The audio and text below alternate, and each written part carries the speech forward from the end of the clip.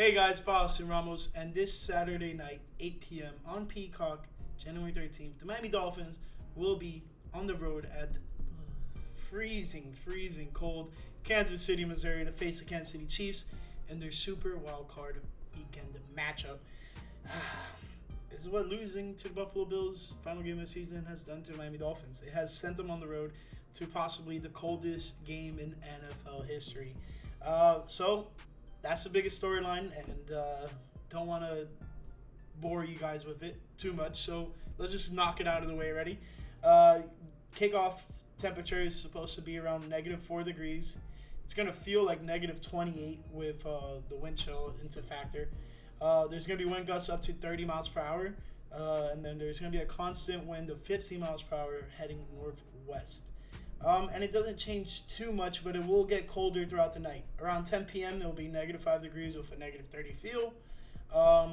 And then around 11 p.m., which is around the time the game should be ending, -6 with a -31 feel.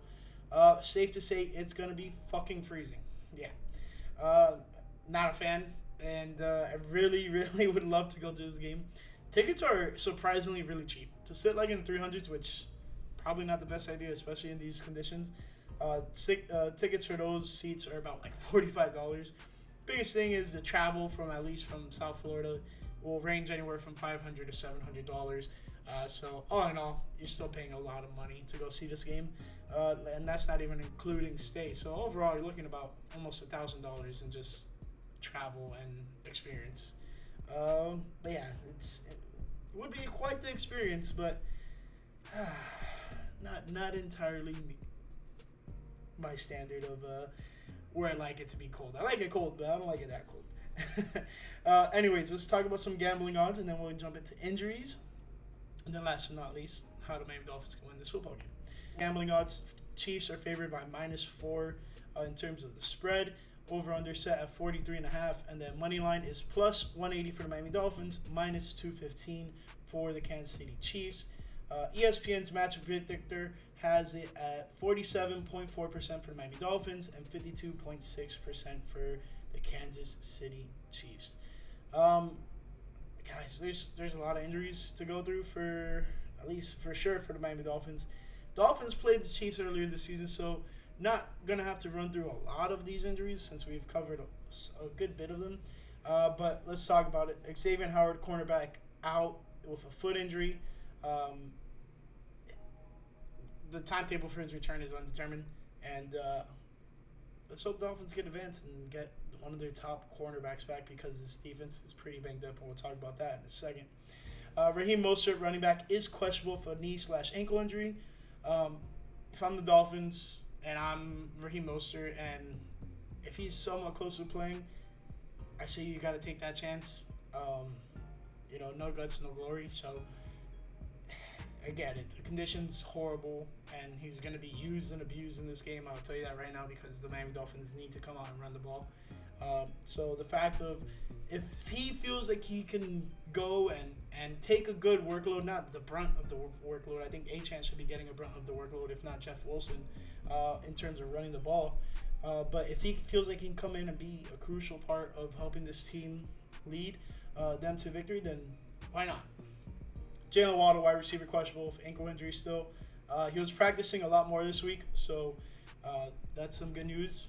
Hopefully he plays, but once again, lots of wind. Passing game might not be too crazy. Would love to have him out there just to help give the Chiefs an idea that we're passing the ball, but I really don't think that's going to be the case in this game. Javon Holland, safety, questionable for knee injury. Deshaun Elliott, safety, questionable for calf injury.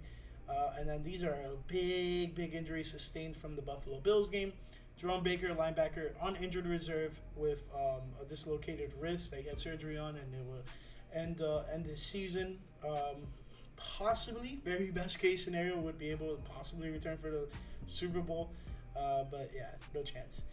Andrew Van Ginkel, linebacker, is on injured reserve with foot injury. Cameron Goode, linebacker, on injured reserve with a kneecap injury. And those are the big injuries that are listed here for the Miami Dolphins, and that is since the Buffalo game. For the Kansas City Chiefs, last time the Dolphins played the Chiefs was around September, October-ish. I think it was early November, actually. My apologies. So the last time we could have talked about them was Prince Tega Uhugu, offensive tackle on injury reserve with a quadriceps injury. Everything else since then is going to be listed off right now. So Sky Moore, wide receiver on injury reserve with a knee injury. Brian Cook, safety on injury reserve with an ankle injury. Jared McKinnon, running back on injury reserve with a sports hernia / pelvis injury. Wynot Morris, offensive tackle, is out with a concussion. Justin Ross, wide receiver, is questionable with a hamstring injury. Kadarius Toney, wide receiver, is questionable with a hip / ankle injury. And they should also add a hand injury there for him because guy drops a lot of passes. Everyone's 0-0 right now. That's the flattest way you can put it. Some teams have a better advantage of being 0-0 right now. Other teams don't. The Dolphins are technically have the same record, so that's another reason you can say they're 0-0 right now. But yeah, Dolphins are on the road because they failed towards the very end of the season and couldn't clutch up and win a lot of these big-time games, and it was very, very unfortunate to see. Dolphins weren't the greatest on the road this season, 4-4 on the road. Given a lot of their road matchups were probably their hardest matchups. I can tell you 4 losses off the top of my head. The Eagles, the Bills, the Baltimore Ravens, and then in Germany against the Chiefs in Germany. So big 4 road losses against big 4 playoff teams. So things to take into consideration there. But aside from that, like I said, 0-0. So how can the Miami Dolphins win a game where it feels like it's negative 30 degrees? The field might be like frozen, if not heavily dosed with snow. It's simple. Run the ball. There's going to be wind gusts up to 30 miles per hour. So you don't want to throw the ball and then next thing you know it's going like that really quickly and out of where you were passing it to. So if I'm the Miami Dolphins, I try to avoid passing the ball as much as possible, especially downfield. Sure, there might be these moments that you want to take a chance. If it's there, why not? But do not jeopardize this game trying to be greedy. Aside from that, run the damn ball. I don't even care if the Dolphins come out with a 2 tight end set and have Achane, Wilson to the sides of Tua, and then Alec Ingold to the back, or whatever the formation may be. Just know that they're going to be running the ball and they should run it effectively. Secondly, we all know who the quarterback is on the other side of the field. It's Patrick Mahomes, one of the best quarterbacks in the league. Make him feel pressured. I know they're not going to be passing the ball a lot, but they do have some injuries to the running back depth with Jared McKinnon being a little banged up. This is do or die for both teams. So very simple. Run the ball, and when we're passing the ball, protect Tua, and then defensively, stop their run, get to Patrick Mahomes. Aside from that, just hope that they can execute well and stick to a solid game plan that if it's working, keep running the ball. Otherwise, got to get cute, got to get gimmicky. And I really hope that when they do those gimmicky type plays, they execute well and don't falter and have big mishaps. That's the last thing you want. It would really suck for this season to go down the drain in a horrible fashion. If it's a tightly contested matchup and, Chiefs just have the ball last and that's how it ends up being, so be it. You fought tooth and nail at the very end. But if it comes down to it and Dolphins just squander this opportunity, it'll be very, very, very sad for the Miami Dolphins, their fan base, the players, etc. Man, oh man. I'm excited, but there's a bit of nerves and some doubts, but the doubts aren't as loud as the excitement. So that's at least something good to see here. It just sucks, you could have been at home hosting a playoff game against the Buffalo Bills, unfortunately, but who cares? You beat them the previous week. Why not beat them again? But man, oh man, it really sucks. You could have been in 70-degree Florida, and it would have been a big difference being the number 2 seed.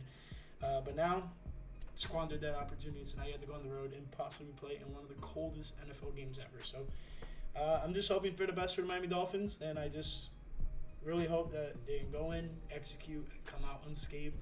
and move on to play possibly Baltimore Ravens. If not, it will be the Baltimore Ravens or the Houston Texans. Those are the only two away opportunities for teams, for the Dolphins to play teams, because if the Steelers beat the Bills, which I'm not expecting them to, but I think they have a fighting chance. So if the Texans beat the Bills, then if the Steelers beat the Bills, then the Steelers will go on to play the Ravens, and then the Dolphins will play the next highest seed, which at home would be the Houston Texans, which I don't think they're winning either. So it's gonna be a crazy playoff picture. Man, it's gonna be a tough road. Hopefully the Dolphins can come out on top and keep on advancing, and let's just hope. I think it's gonna be a good game. I think it's gonna be run heavy. So if you're a gambling man, do not bet on any player props of going over on receiving or passing yards. That's just my opinion, but take it with a grain of salt. But if you watched up to this point, thank you guys for watching, and I'll catch you post game. So see you guys later. Peace.